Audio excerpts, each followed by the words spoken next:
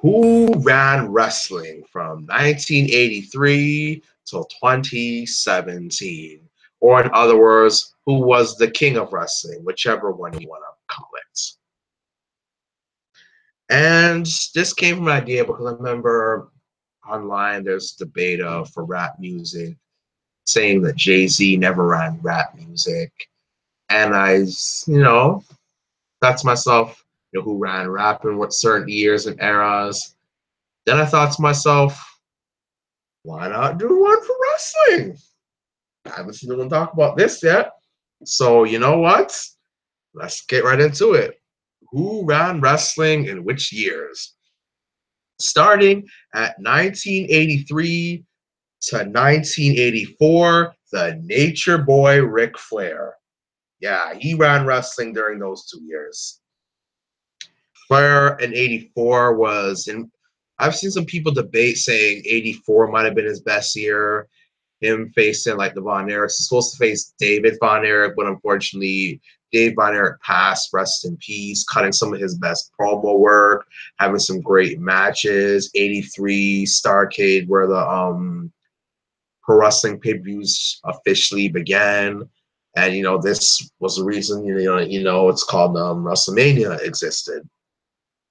But yeah, and then plus two, Flair's already had a great career, and like before 83, 76 was a good mid-card. You could see in the 70s that this guy's going to be a main eventer one day. But yeah, 83 to 84, Ric Flair ran wrestling.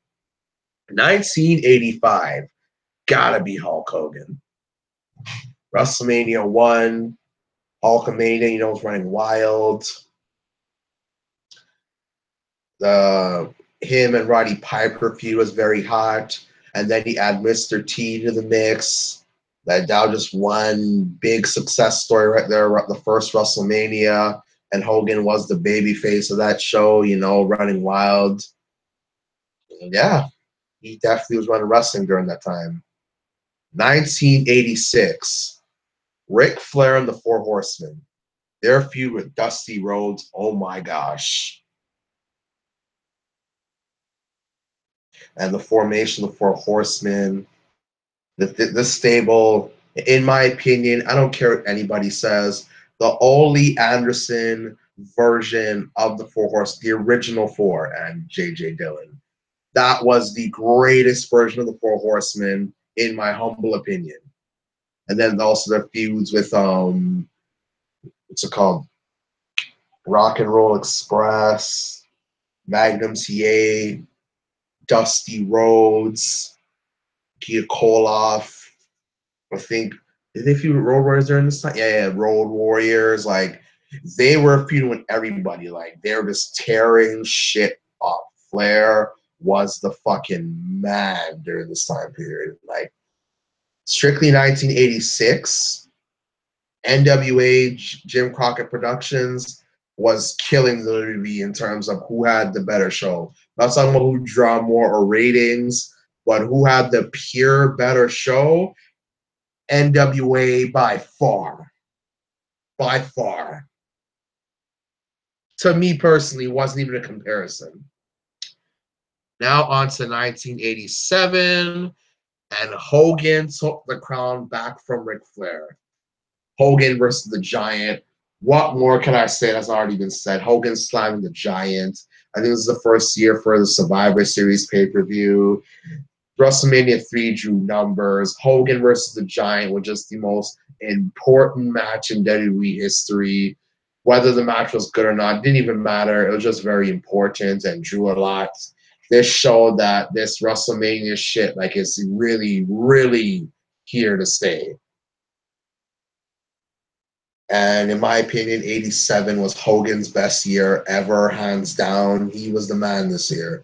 And he was definitely also wrestler of the year. I'm not saying in-ring worker, but overall professional wrestler or superstar of the year, gotta go Hulk Hogan.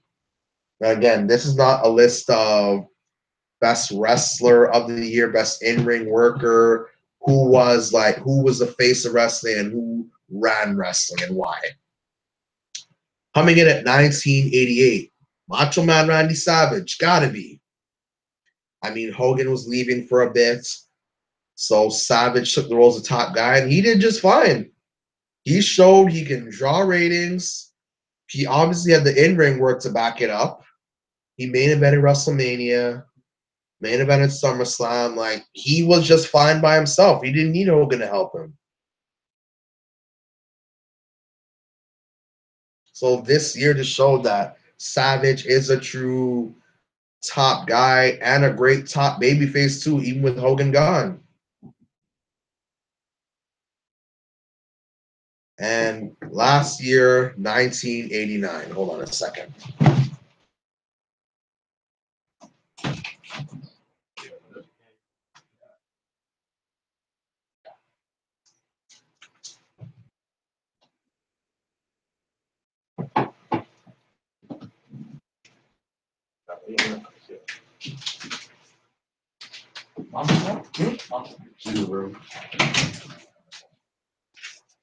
Sorry about that, guys. Hope I didn't take too long.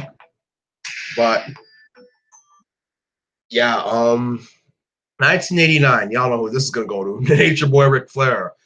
Oh my God, his feuds and matches with Ricky Steamboat and Terry Funk, Sting. This guy hit legendary status this year. He just did it all, and he became an official legend this year. Like, no doubt in my mind, this 89, Ric Flair was the king of professional wrestling this year. This year is easily the best individual year for a pro wrestler ever, bar none. 1990. Now on to the 90s. Ultimate Warrior. Say what you will about the guy. He was on fire during this time period. He was a clear best babyface.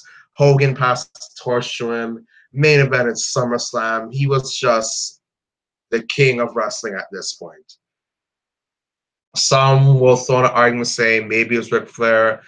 How they're booking his character during this year is kind of, going down. Sting, I wish I could say it was Sting, but unfortunately during this time period, WCW wasn't a regional draw. I wish I could say Sting. Hogan was gone for a bit, then came back. But yeah, Warrior was the guy. And when you talk to people who were there during that time period, they will tell you, yeah, Warrior was that dude. 1991 now, Ric Flair. You was supposed to main event that match at I think Lex Luger, and then he left, and the fans started. Ric Flair was the heel, and then when they found out they got fired the way he did, the fans started chanting, "We want Flair, we want Flair, we want Flair." Flair shows up to WWF with the WCW title, the NWA title, and the real world champion, him facing Roddy Piper, facing Hulk Hogan, the build up and stuff. And he was in WCW and WWF and had the WCW title at WCW and WWF. So Flair was running shit at this point. Now on to 1992. Macho Man Randy Savage again. This one's kind of hard one for me to touch myself. Okay, is it Savage, Sting, Brett? That's myself. You know what? I gotta give it to Savage. Shooter at this point, he had like the popularity on his side. Some may argue Bret Hart, but the beginning and the middle, I don't know, like, and even when he became WWE champion, he won the championship, yes, but unfortunately, it wasn't even televised. They didn't treat it as important as they should. Savage, I say, had more of the popularity behind him at this time still, and he was like the top babyface for a while.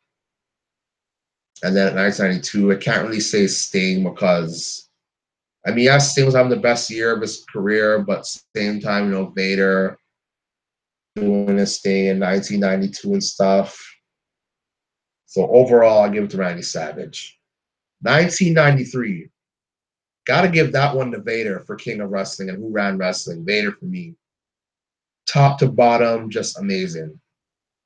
Having great matches, dominating the place, and in my opinion, had the best match of his career with Ric Flair, Starrcade, 1993. I wouldn't want to say Bret Hart was the King of Wrestling, But unfortunately, like how they booked him, like around worst two when he was full. Okay, if he were to face Hogan and Hogan passed the torch to Bret, like he should have, then would have gave it to Bret.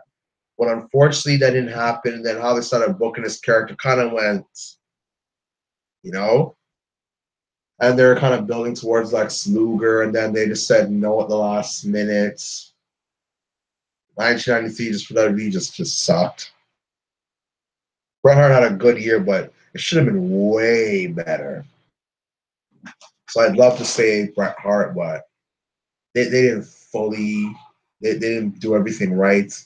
Or let's say what their plan should have been: beat Warrior at Royal Rumble, beat Savage at WrestleMania, keep what he did at King of the Ring, or at least have one-on-one with Mr. Perfect alone, and then beat Hogan. No questions asked. He would have been the king of the wrestling this year. But unfortunately, it's not how it went, so I can't say it. So I can't say that. So 1993, Vader was the king of wrestling. 1994, okay. I don't know if this is cheating, but wrestling popularity wasn't the same. I don't know. Like, okay, here's how I'm going to answer this. 1994, who's the king of wrestling? Hulk Hogan in America, Bret Hart outside of America. Kind of hard to truly say what. You know what? No.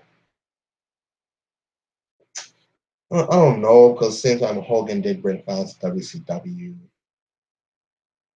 He did kind of come in the middle of the year, but at the same time, he was really pulling in numbers for WCW. Him and Flair did great. Unfortunately, he faced his friend with Beefcake, whatever they called him, the Butcher, the Booty Man, whatever the hell they called him, with a stupid name of Star Kid. That pulled in numbers. So, yeah, Hogan in America, Bret Hart outside of America. That's the best I could do. You guys tell me how that one works for you. 1995. Hulk Hogan by default. This year for WCW and WWF, they were crap. Both companies were due to at this point.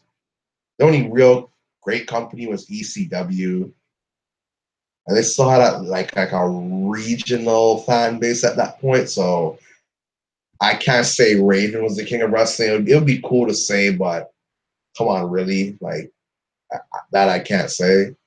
If you feel so, I'm not knocking you, but I can't rock with that. So 1995, Hogan by default. 1996 to 1997, NWO, no questions asked.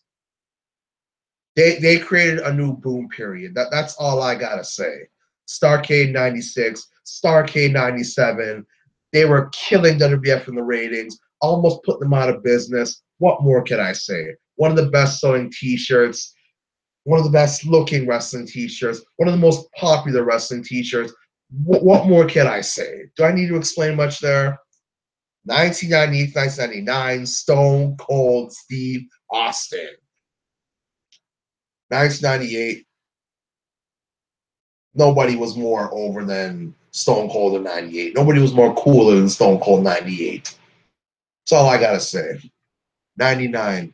Some will say The Rock, but at the same time, like he wasn't fully in the main event picture all the time. Sure, he was the overall wrestler of the year, but at the same time, you look at the pay-per-views.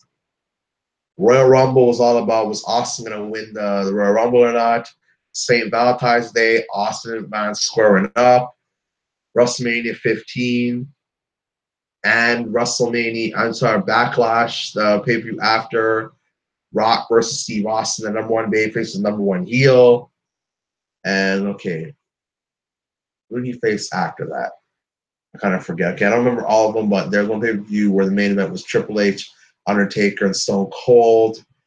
And then SummerSlam was Stone Cold main event with Triple H and Mankind. It should have been Triple H and Stone Cold, but yeah, it didn't turn out that way. Backlash, Austin was the guest referee.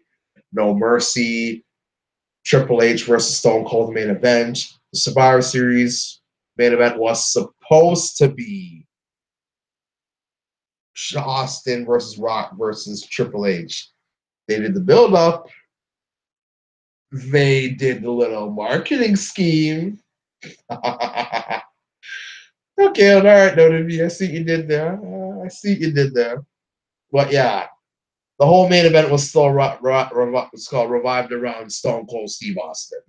So 98 to 99, Austin was the king of wrestling. 2000 to 2001, The Rock. Was Triple H the wrestler of 2000? Yes.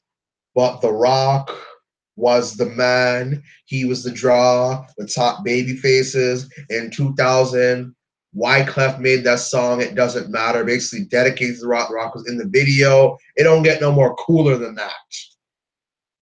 And worse to 2000, rap was the clear genre, the clear top genre, the clear best genre, what the cool kids liked, what the white kids started to gravitate to when Eminem made Marshall Mathers LP and was the top musician in the world in both sales and popularity.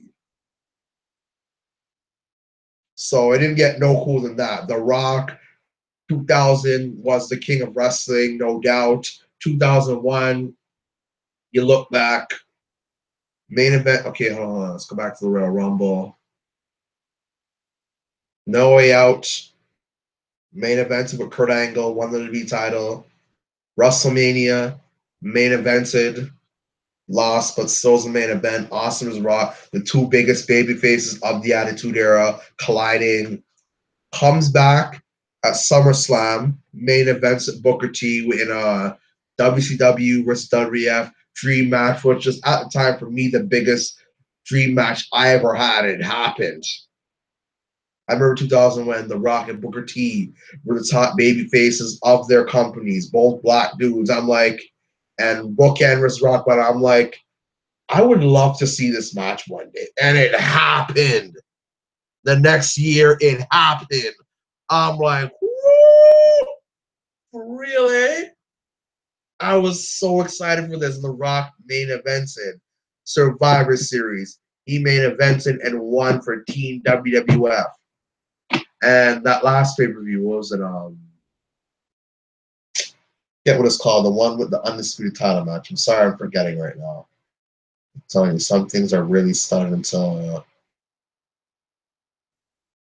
like Vengeance. Yeah, Vengeance. Vengeance.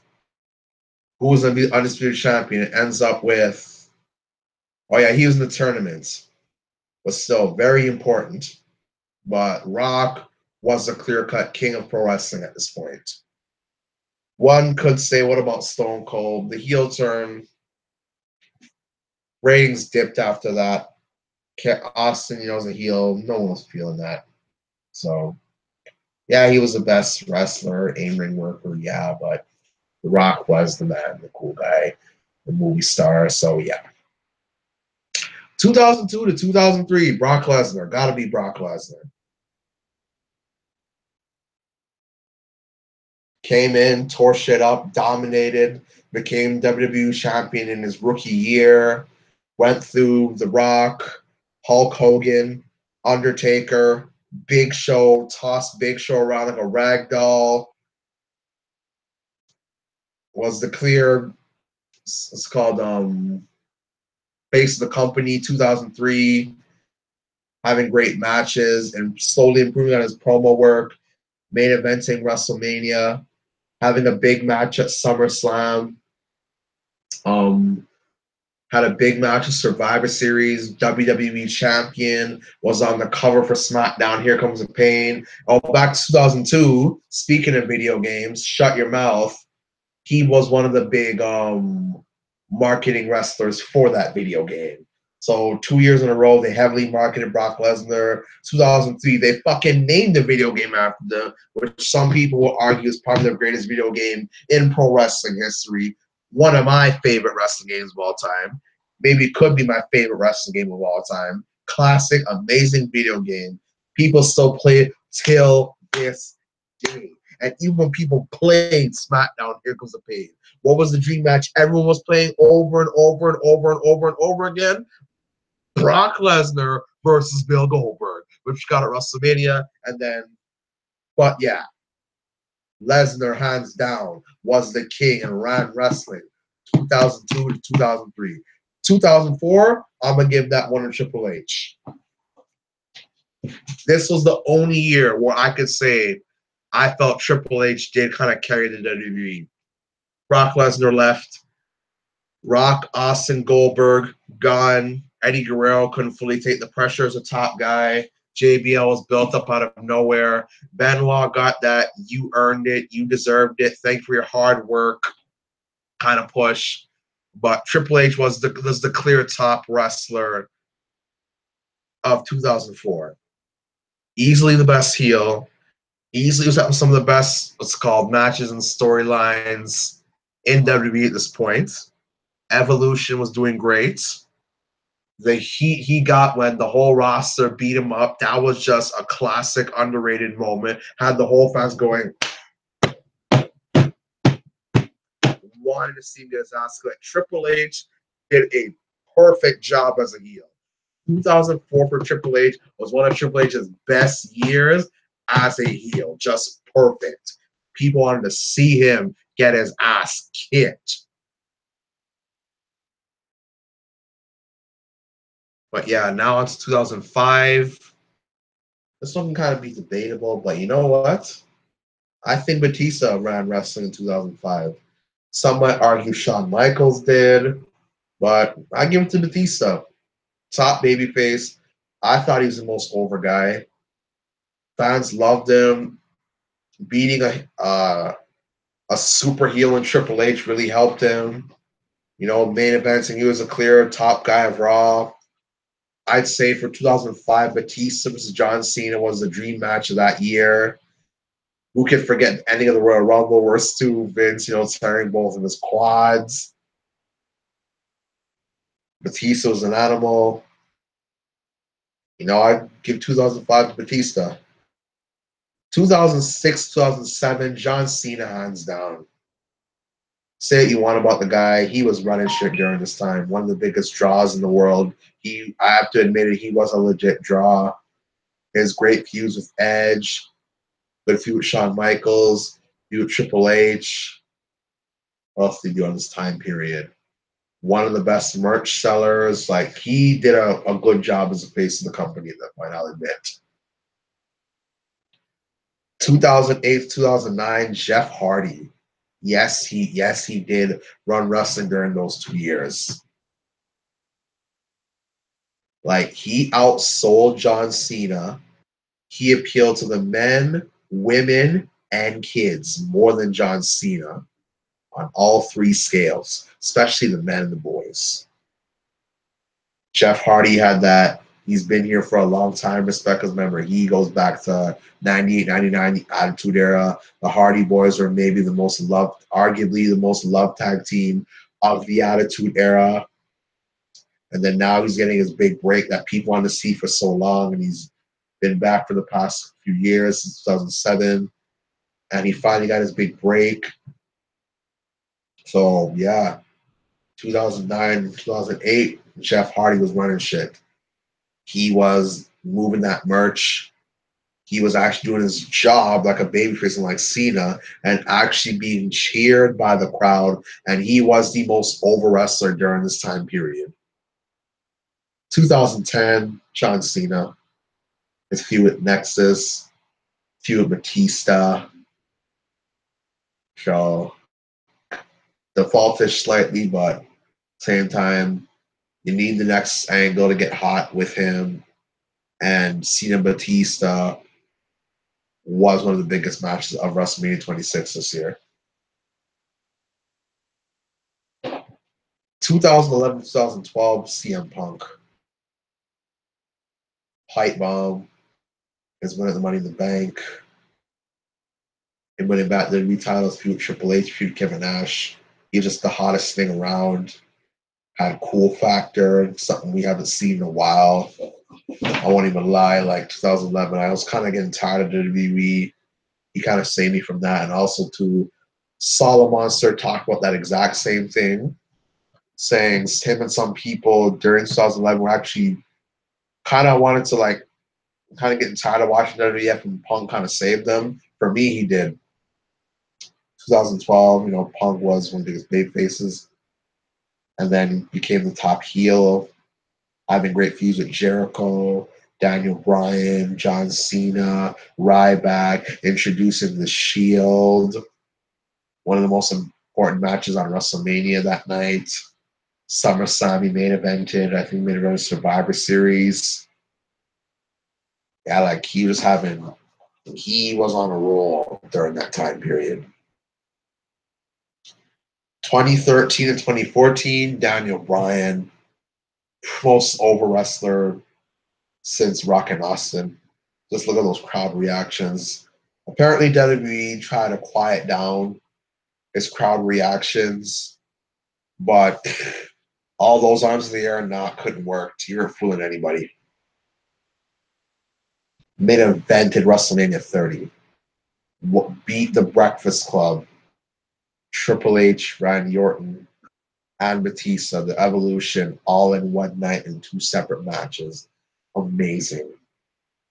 Try to turn him heel, it failed, and ended up getting one of the biggest reactions of his career.